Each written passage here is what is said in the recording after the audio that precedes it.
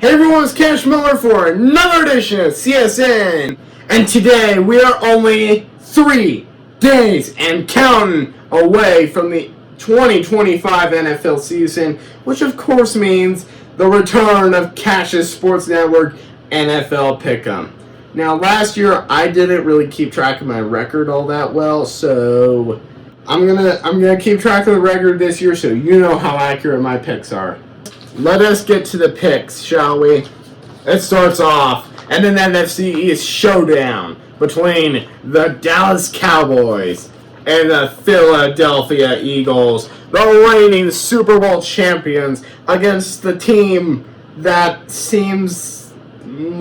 I'm not even going to say anything at all about them because I know it would not be nice. Philadelphia is coming off a Super Bowl victory, and I was very pleased by that. By the way, when I picked Philly to win the Super Bowl, and they did, I was actually more thrilled because the last time I picked the correct Super Bowl winning team was when Tom Brady led the Patriots to beat the LA Rams.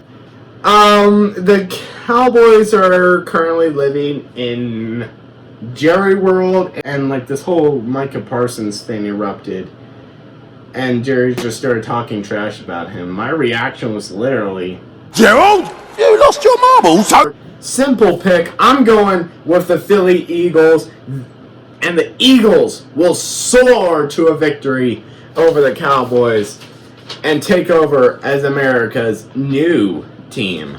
And then on Friday Night Football, it's the Brazil game as those despicable Kansas City Chiefs take on the LA Chargers. Now, I've made my opinion fairly clear.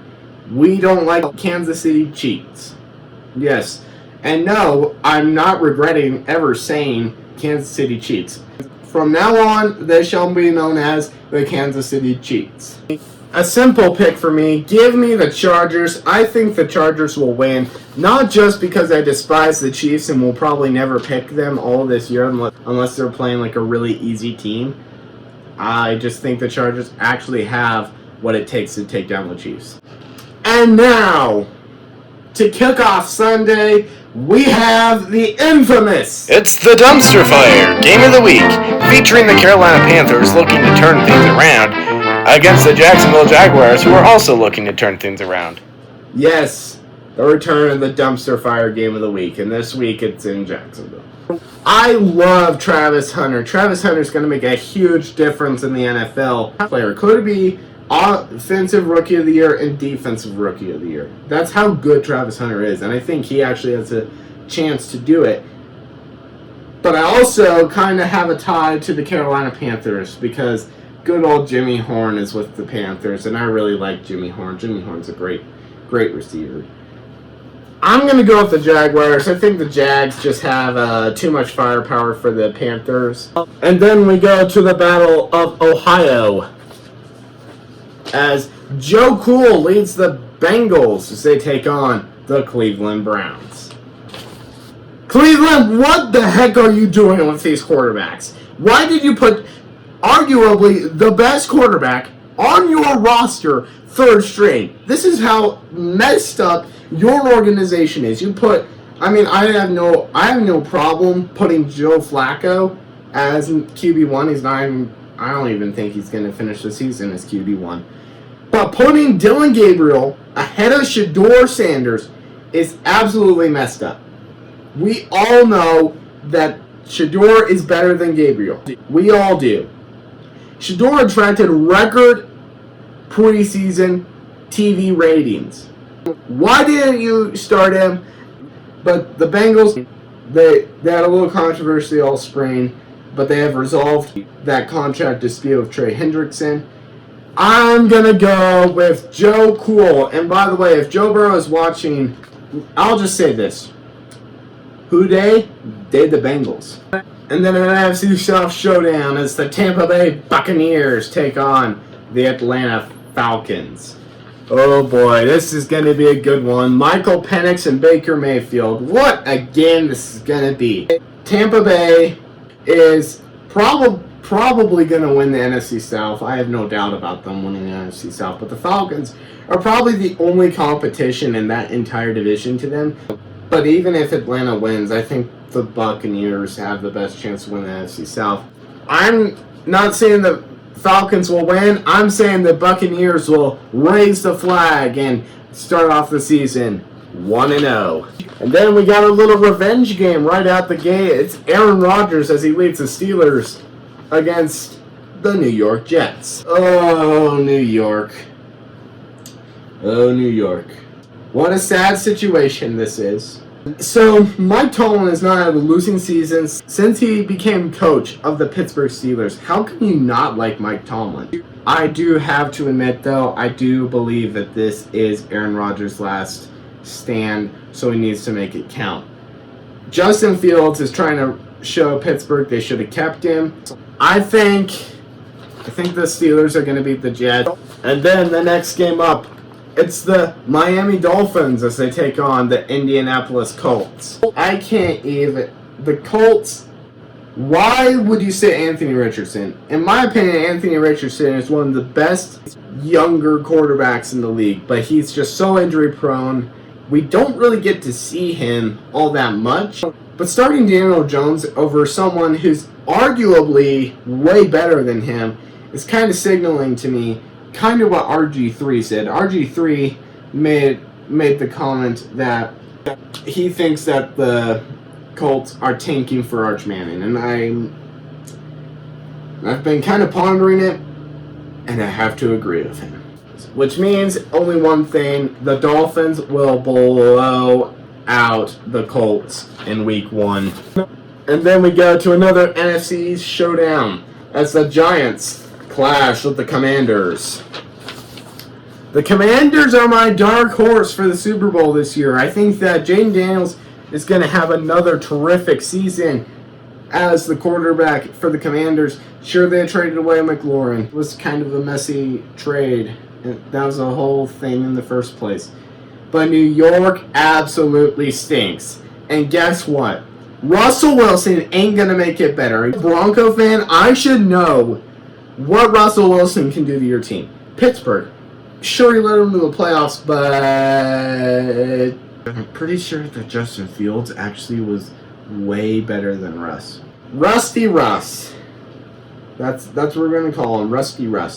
I'm going to go with the Commanders. I think the Commanders will take command over the Giants, and it will be a very sad game for a Giant fan. We now go to the Big Easy as the Arizona Cardinals take on the New Orleans Saints. Arizona is a team that, they're up and down. They're in between. They're up here and then they'll be down here. They're everywhere. That's all I have to say about them. Arizona's going to be a great team. I'm going to go with the Cardinals. I don't think the Saints have a shot. I'm going with the Cards. Yeah, it's going to be an ugly game. And then one of the most intriguing games this week, the Las Vegas Raiders as they take on the New England Patriots. Now, both teams finished 4-13 last year. That's not the reason why this is such a, difficult game to pick. It's because Las Vegas now has Pete Carroll and New England now has Mike Vrabel.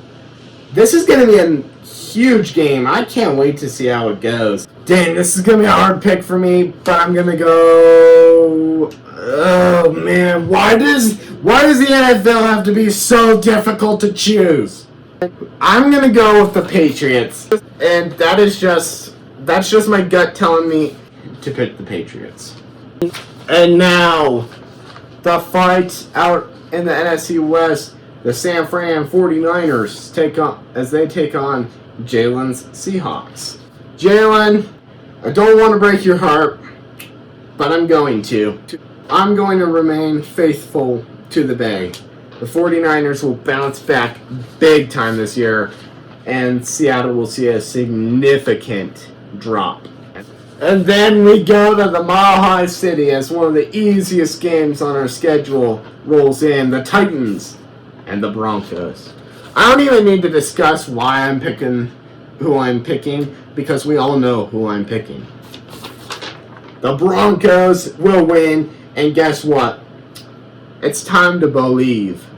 We got another good game as the Detroit Lions roll in to Green Bay, who revamped their defense with one of the greatest defensive players in the league with Micah Parsons. It'll just be interesting to see how the Lions do this year. Packers are... yeah, we'll see how the Packers actually do. I'm going to go with the Lions. I think that this is a safe pick. I'm going to go with the Lions. I don't think the Packers really have it. And then the Texans and the Rams. This is another game that's a little bit of a toss-up for me. The Texans are one of the higher ranked, like, they're a Super Bowl contender, which I don't understand how the Broncos aren't considered a Super Bowl contender, and the Texans are. I'm a little iffy about picking this game because Stafford, is back injury this year. I'm going to go with the Rams. I've actually heard that he'll be back to 100%, so that kind of settled down my fears. Rams will own the house this week. And then a blockbuster for Sunday Night Football, the Ravens and the Bills. Now, we have an opportunity that's very rare to see.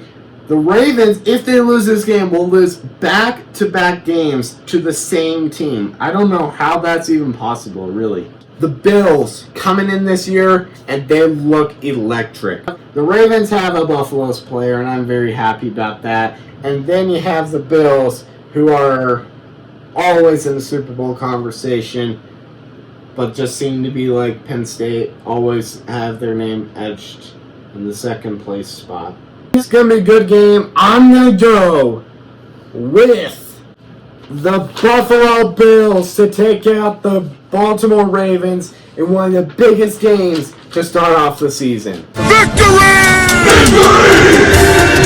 We now move to Monday Night Football as the Minnesota Vikings take on their rivals, the Chicago Bears. Oh, Chicago. Oh, tisk, tisk, tisk.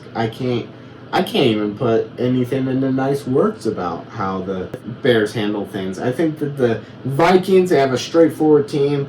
I'm going to go with the Minnesota Vikings. J.J. McCarthy is going to lead the Vikings to a huge Week 1 win. Those are your NFL Week 1 predictions. I'll see you next time on CSN.